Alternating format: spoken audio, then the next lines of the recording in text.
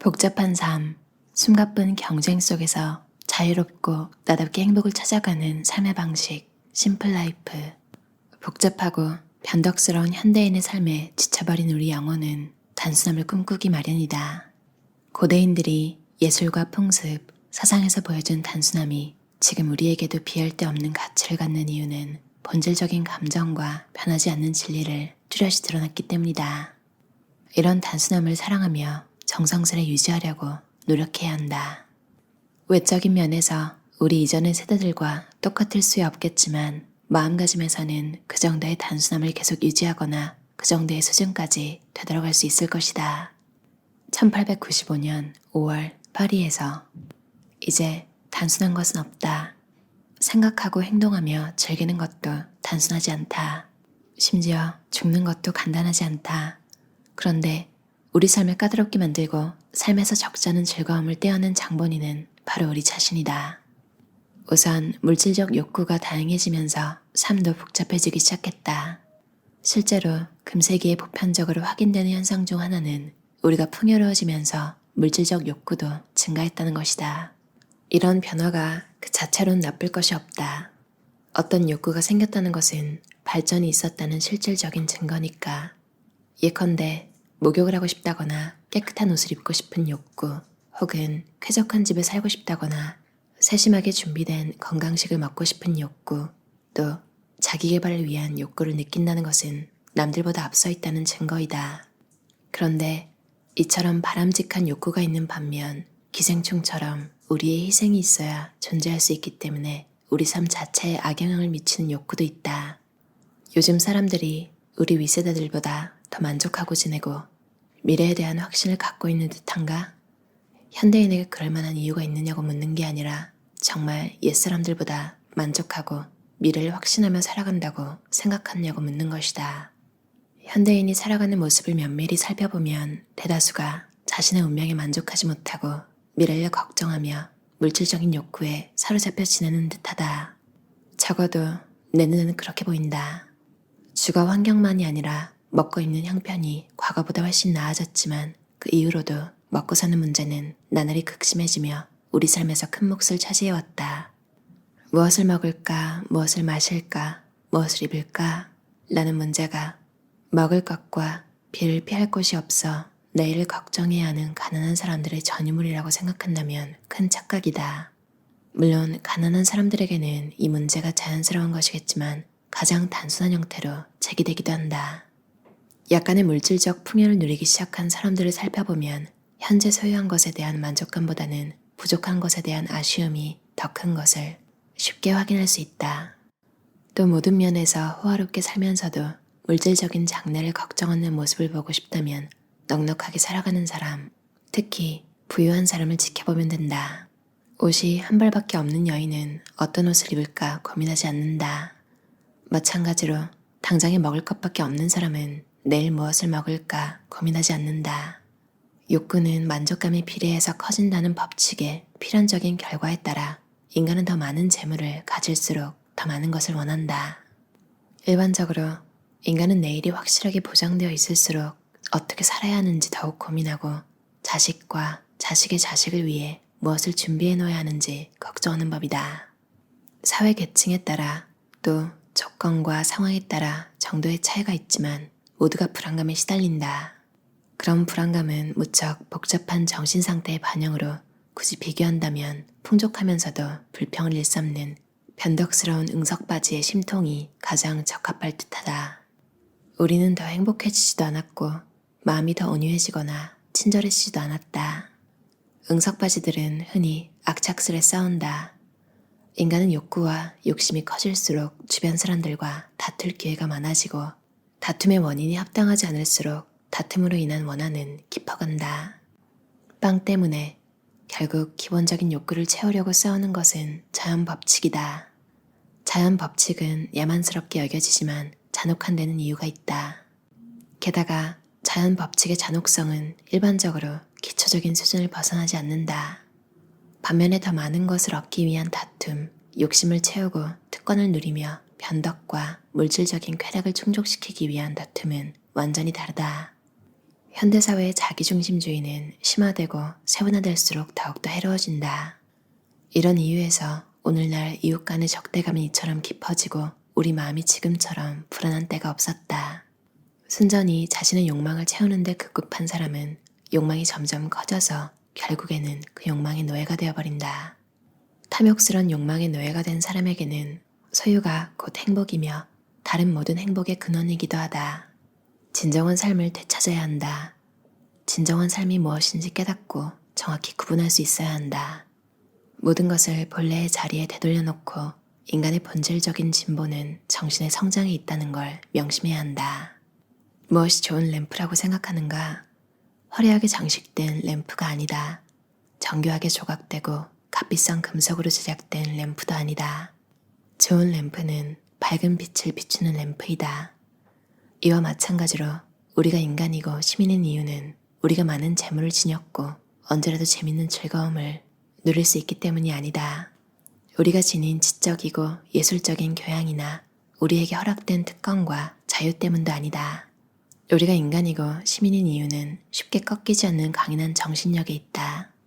어떤 길을 택하더라도 목표를 향해 걸으며 갈림길에서 방향을 상실해서도 안 되고 불필요한 짐에 시달려서도 안 된다. 당신이 지향하는 방향과 당신에게 남은 힘을 면밀하게 점검하고 옳다고 믿는 것에 대한 신념을 잃지 않아야 한다. 하루하루 더 나은 삶을 살겠다는 본질적인 목표에 충실하기 위해서는 어떤 희생을 치르더라도 짐을 단순화하며 가볍게 해야 한다. 단순함은 일종의 정신 상태이다. 단순함의 주된 존재 이유는 우리에게 활력을 주는 데 있다. 따라서 인간다운 인간, 즉 진정한 인간이 되는 것이 최고의 목표인 사람은 단순하다.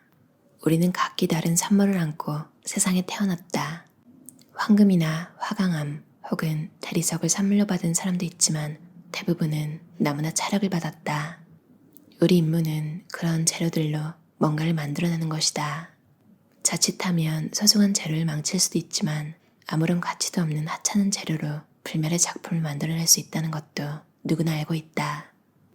단순함이란 능력은 생물학적으로 물려받는 재산이 아니라 끈질긴 노력의 결과물이다. 바르게 산다는 것은 바르게 생각하는 것과 마찬가지로 단순화하는 것이다. 인간은 행동하고 그때마다 그 행동의 의미를 이해하려고 진지하게 노력함으로써 삶에 대해 조금씩 더 깊이 알아간다. 삶의 법칙도 알게 된다. 당신에게 주어진 사명을 실행하라는 법칙이다. 이 목표를 실현하는 데 열중하지 않고 다른 곳에 한눈 파는 사람은 살아있지만 삶의 존재 이유를 상실한 사람이다. 자기중심주의자, 향락주의자, 야심만 가득한 사람이 여기에 속한다. 그들은 이삭이 패지 않는 밀을 먹는 사람처럼 삶을 소모하며 삶이 열매 맺는 걸 방해하는 사람이다. 따라서 그들의 삶은 망가진 삶이다. 사소한 것에 집착하고 지나치게 조심하는 사람은 결국 아무것도 하지 못한다. 삶은 좋든 싫든 우리에게 무조건 주어지는 것이다. 인류의 역사는 꺾이지 않는 희망의 역사이다. 그렇지 않다면 모든 것이 오래전에 끝났을 것이다. 무거운 짐을 지고도 꿋꿋하게 전진하고 어두운 밤에도 길을 찾아 나섰던 이유, 또 넘어지고 파산해도 다시 일어서고 죽음을 앞에 두고도 포기하지 않았던 데는 인류에게 희망이 있었기 때문이다. 때로는 모든 희망이 사라진 경우에도 희망을 잃지 않아야 했다. 희망이 인류에게 힘을 북돋아주는 강심제인 셈이다. 우리에게는 희망이 있고 그 때문에 우리는 꿋꿋하게 살아가며 삶의 가능성을 믿는다. 불만은 어디에서 오는 것일까? 충분하지만 소박하게 살아가는 사람은 물론이고 상대적으로 풍요로운 삶을 사는 사람, 심지어 사회적 조건에서 최정상에 있는 사람도 불만을 완전히 떨쳐내지 못하는 이유가 무엇일까? 부유하고 만족하는 사람이 있다면 그가 부자이기 때문이 아니라 만족하는 방법을 알기 때문이다. 짐승은 배가 채워지면 만족해 엎드려 잠을 잔다. 인간도 편하게 누워 한동안 잠을 잘 수는 있다. 그러나 이런 삶이 끝없이 지속되진 않는다. 인간은 편안함에 익숙해지면 현재의 안락함을 지겹게 생각하며 더 큰 편안함을 원한다. 인간의 욕심은 먹는 것으로도 달래지지 않는다. 먹는 와중에도 욕심은 더 커진다. 단호한 결심으로 욕망을 억제하지 못하면 자신도 의식하지 못하는 사이에 욕망이 비탈해서 굴러떨어질 수 있다. 많은 현대인이 불안감과 고통에 시달리는 이유가 바로 여기에 있다.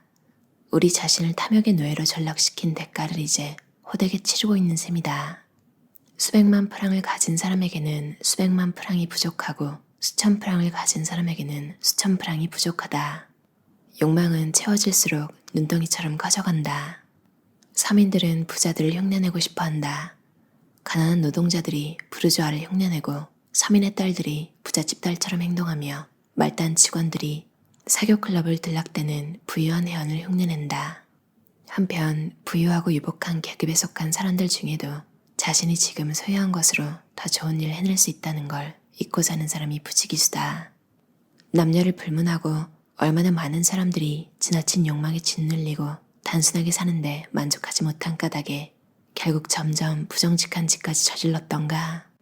파리의 마자 감옥에는 지나친 탐욕의 위험에 대해 우리에게 한없이 길게 얘기해 줄 수 있는 많은 수감자들이 있다. 절제의 원칙을 지키는 사람에게는 삶을 슬픔의 늪에 빠뜨리는 수많은 불운조차 비켜간다. 절제의 원칙을 지킬 때 우리는 건강과 사랑과 지적인 균형감을 유지할 수 있다. 의식주 등 모든 면에서 단순한 취향은 당신의 독립과 안전을 담보해주는 근원이다. 단순하게 살수록 우리의 미래는 더욱 안전해진다. 불의의 사건이나 사고로 피해를 입을 가능성도 줄어든다. 단순하게 살면 혹 상황이 변하더라도 그것도 눈에 띄게 변하더라도 당황할 이유가 없다. 욕망을 단순화하면 변덕스러운 삶의 수레바퀴에 순응하는 것도 덜 힘들다. 우리는 일자리를 잃고 수입을 잃더라도 여전히 한 명의 인간이다. 우리 삶을 떠받쳐주는 기반은 책상이나 포도주 저장실, 마구간이나 가구도 아니고 돈도 아니다. 욕망을 단순화하면 그 어떤 역경에 처하더라도 우리는 딸랑이나 젖병을 빼앗긴 아이처럼 행동하진 않을 것이다. 또한 사체를 과시하고 부당한 낭비벽을 드러내며 기생적인 삶을 모렴치하게 보여줌으로써 이웃의 질투와 저급한 욕망과 비난을 자초하지도 않을 것이다. 나 자신만의 안락을 고집하지 않음으로써 주변 사람들의 행복과 평안을 위해 일하는 방법을 찾아낼 수 있을 것이다. 샤를 바그네르 저자의 단순하게 산다라는 책이었어요.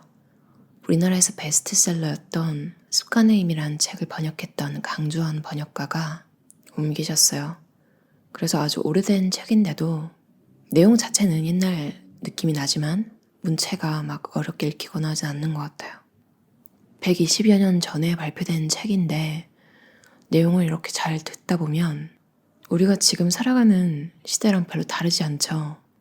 그래서 사람들이 역사를 공부하고 또 그걸 반영해서 뭔가를 이뤄내고 하나 봐요. 인간 심리가 막 크게 변하지 않는 것 같아요. 그 시절에도 가진 것보다 더 있어 보이려고 하는 거. 그 시절에도 현대인의 삶은 너무도 복잡해 엄청난 에너지 소비를 요구한다. 지금 현대인이 살아가는 거랑 되게 비슷하죠. 그래서 또 미니멀리즘이라는 컨셉이 피곤함을 느낀 사람들한테 인기가 있는 거고, 근데 저자는 소유를 자랑해야 할 특권이 아니라 그 무게를 느껴야 할 책임이라고 생각한대요. 소유하는 것도 일종의 기술이 필요하다고. 그래서 부유하면서도 단순한 사람, 즉 재산은 자신에게 맡겨진 소명을 다하기 위한 수단이라 생각하는 사람을 만나면 공손히 경의를 표해야 마땅하다. 맞아요. 그래서 뭔가를 이룬 사람이 미니멀하게 살고 있으면 되게 와 다들 멋지다고 해주잖아요. 여러분도 비싸고 좋은 옷일수록 더 정리하기 힘든 거 느껴보셨지 않나요? 그리고 내 스스로 뭔가 가치 있다고 느끼는 것들을 처분하기가 더 어렵고 그런 거 우리가 알잖아요. 그래서 그런 걸 정리하는 사람들을 보면 그 고뇌까지 다 익혀서 더 멋지게 보이는 것 같아요. 뭐 사람마다 성격이 달라서 남들 눈에 가치 있어 보이는 게 그 사람한테는 별게 아닐 수도 있어서 정리하기 쉬웠을 수도 있겠지만 그래도 얼마만큼 가지고 얼마만큼 정리해야 된다. 이런 게 기준이 없잖아요. 뭐 어린이 때도 없었기 때문에 나이와 상관없이 정리를 못하고 그대로 나이가 드신 분은 막 90세가 돼서도 정리를 못하시기도 하고, 물론 또 전쟁을 겪은 세대는 뭔가 좀 다르긴 하겠죠. 물건의 소중함을 너무 아니까 물건에 대한 이제 감정 같은 게 다를 수도 있겠지만 우리는 각기 다른 산모를 안고 세상에 태어났다. 우리 임무는 그런 재료들로 뭔가를 만들어내는 것이다. 이 말이 되게 단순한데 저는 되게 힘이 되더라고요. 가끔 쓸데없는 생각하시는 분들 삶의 의미가 뭐지? 이런 거 생각하기 시작하면 진짜 끝도 없잖아요. 그럴 때 그냥 단순하게 내가 태어난 이유는 내가 가진 걸로 뭔가를 만들어내기 위해서구나.